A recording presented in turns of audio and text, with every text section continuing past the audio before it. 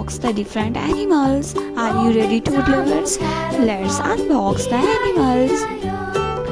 There are a lot of animals, some farm animals, some wild animals, and some safari animals. The first one is a camel. C is for camel.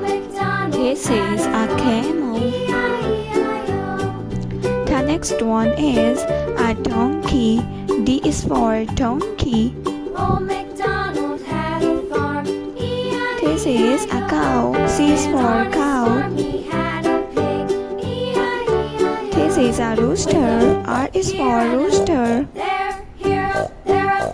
This is elephant. E is for elephant. This is a saurus.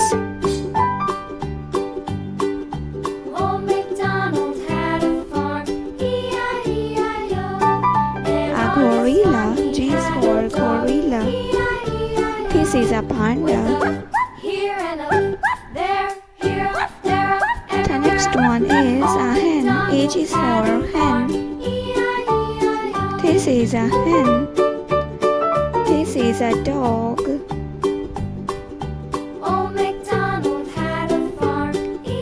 This is a rhino. R is for rhino. This is a lioness. This is a lioness. This is a cheetah.